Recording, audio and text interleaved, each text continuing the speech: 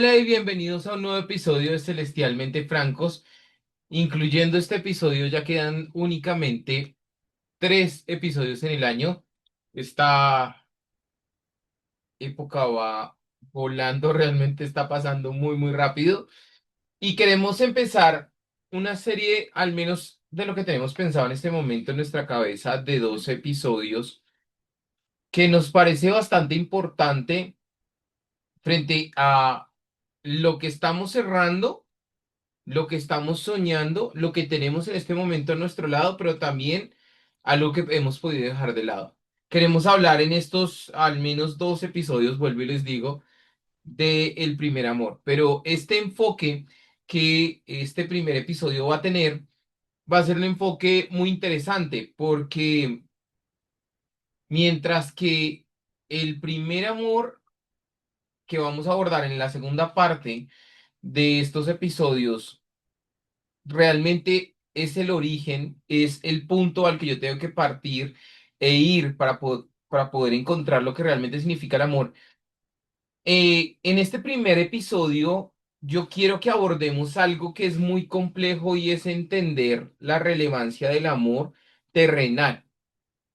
Quiero que hablemos un poco sobre ese concepto de lo que es para muchos el primer amor o su primera relación o sus primeros momentos y cómo eso muchas veces termina marcando la vida de las personas para comparar de ahí en adelante todo lo demás y empezar a dañar de ahí en adelante todo lo demás. Entonces, empecemos hablando sobre el tema de... no digo que sea imposible porque hemos visto que existen casos, pero normalmente el primer amor es el último amor.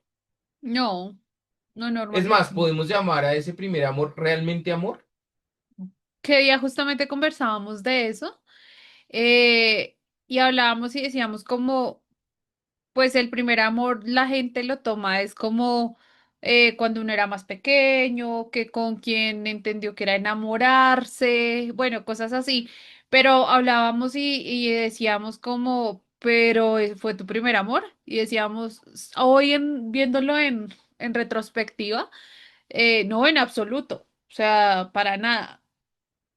Y es que es trascendental entrar a analizar que amor es una palabra y creo que teníamos una charla en algún momento con unas personas y llegamos a la conclusión que el amor es una decisión constante, es un morir a muchas cosas. Obviamente siempre será la referencia Primera de Corintios 13 porque realmente ahí relata en Primera de Corintios 13 después de muchas cosas que una persona puede llegar a tener, ahí dice la palabra, pero si no tuviesen amor, nada de eso sería válido.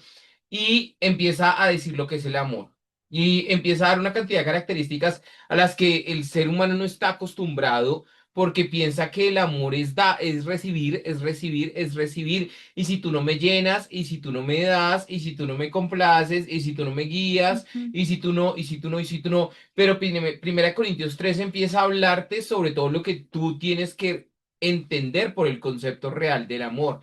Entonces, ¿cómo es posible, desde tu punto de vista profesional, cómo es posible entonces utilizar esa primera referencia, digamos, arcaica, si se me permite utilizar el término, para empezar a marcar lo que va a ser mi vida y cómo puedo yo dañar lo que realmente tiene Dios para mí a través de esa visión equivocada de lo que es el amor?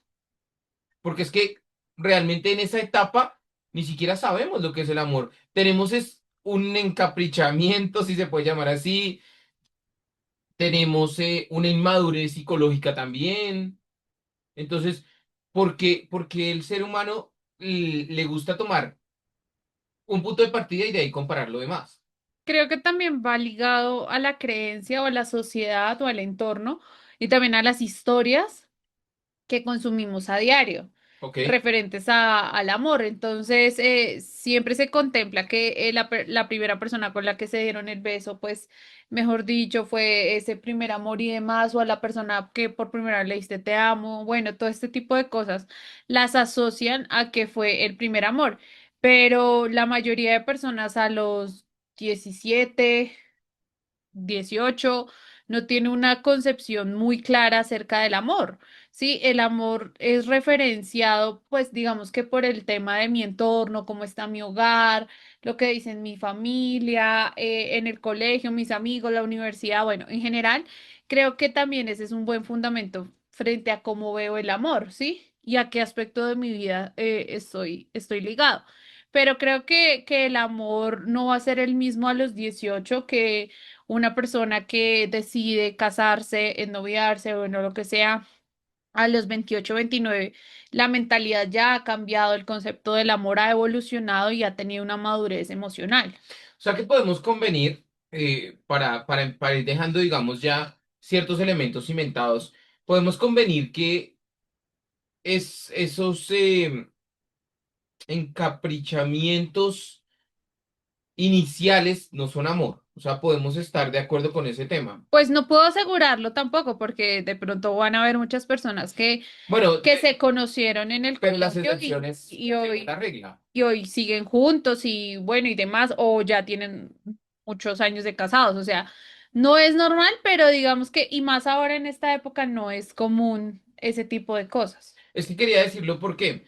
Porque sí, es que nosotros de pronto venimos de una generación donde sea posible que personas que se conocieron en el colegio estén juntas y se hayan casado.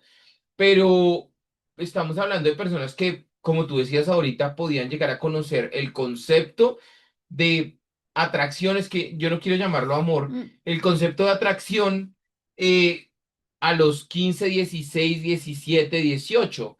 Pero la generación actual está teniendo contacto con su sexualidad y con su identidad ya prácticamente 12, 13, 14 años. Entonces, mi pregunta es, o sea, ¿podemos estar hablando que niños de esa edad puedan tener conceptos de amor? O sea, llegar a decir estoy enamorado de una persona sin realmente ni siquiera saber su propia identidad. No, es muy complejo. Lamentablemente, pues por la época en que vivimos, cada vez es menor, es menos la edad en la que ya acceden a las relaciones en general.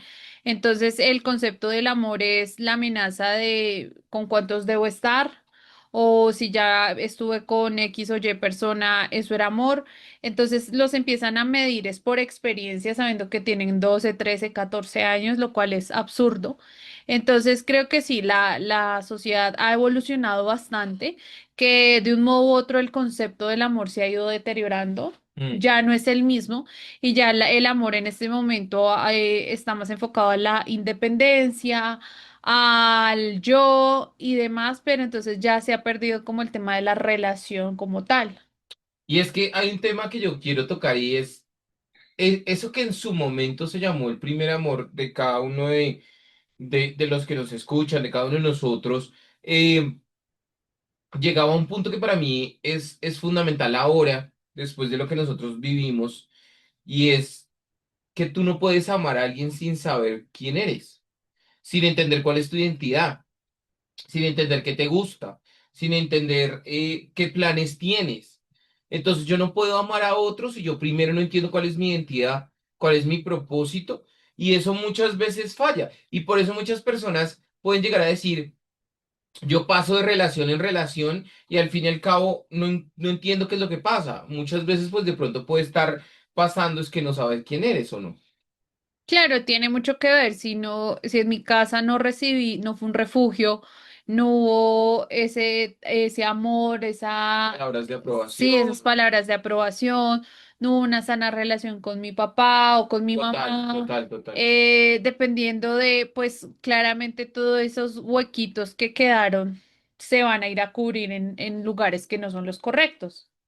Entonces, ¿qué dices tú frente al tema esto lo tocamos, el tema de identidad y propósito lo tocamos en su momento con los episodios de Soy un Mapache, pero quiero traer otro episodio y es el de los cazafantasmas. ¿Te acuerdas cuando hablábamos nosotros en ese episodio de los cazafantasmas sobre el tema de lo que se puede perder por estar mirando hacia atrás? Y quiero preguntarte entonces, ¿cómo crees tú que puede terminar afectando esa idea, esa idealización, entre comillas, de lo que fue ese concepto del primer amor? ¿Cómo puede estar afectando tu presente? cómo puede estar afectándolo al estar comparando esa primera vivencia, primer contacto que tuviste con el concepto de amor, cómo puede estar afectando tu presente al estarlo comparando todo el tiempo con lo que vives ahora, o el estar pensando qué pudo hacer, por ejemplo. Sí, digamos que el tema de estar pensando de manera constante en el pasado quiebra muchas relaciones. ¿Qué hubiera pasado? Sí, ¿qué hubiera hecho? Sí, si mi relación, si me hubiera casado con tal, si no me hubiera casado con tal, bueno, si me hubieran dejado mis papás estar o casarme con tal y tal. Creo que el pasado hace más daño incluso que uno estar pensando en el futuro, porque el futuro pues son cosas que no han sucedido, pero que tú todo el tiempo estás, digamos que pensando si se dan, si no se dan, si ya, pero ya el pasado no lo puedes cambiar de ninguna manera, o sea, ya es lo que las decisiones que se tomaron en su momento pues ya fueron así y no tienen, digamos que algún tipo de cambio. Y en cuanto a las relaciones y demás, se tenían que dar, yo creo que de esa manera. Obviamente eso es un cúmulo de nuestras propias decisiones, de yo haberme metido donde no debía, de haber no escuchado el consejo de las personas y demás. Pero también hay que tomar ese tipo de cosas como lecciones. Como están viendo ustedes en el fondo de si están acompañándonos en YouTube y si no les contamos si están escuchándonos en Spotify o en Deezer. La película base de este episodio es La La Land y es una película que realmente pues nos gusta mucho, pero es una película que marca este tipo de cosas, cómo realmente una persona puede tener un impacto en tu vida y aún así, por más de pensar e idealizar, no termina siendo el fin de tus días. Y hay algo que hemos venido hablando y es chistoso porque lo hemos venido hablando con muchas personas cuando hemos tenido conversaciones en diferentes planes que hemos hecho. Y es la trascendencia de entender que no hay una pieza que puedas cambiar de tu rompecabezas sin tirarte el rompecabezas, la imagen final del rompecabezas. O sea, no es que yo diga esa parte negra del rompecabezas, esa pieza negra del rompecabezas que yo digo, ¿para qué sirve si yo la pinto de azul? En el momento en el que vaya a tener el rompecabezas completo, simplemente va a haber una mancha ahí. Y a veces es trascendental entender que es importante la imagen final. Por ende, no se trata del primer amor, sino se trata del amor final, la decisión tomada para el resto de tu vida y cómo, lo más importante, te sentaste con Dios a preguntar y cómo te sentaste a realizar un compromiso para que eso sea de por vida. Les enviamos un abrazo gigante, nos escuchamos dentro de 8 días, nos vemos dentro de 8 días con la segunda parte de El primer amor. Cuídense mucho, chao.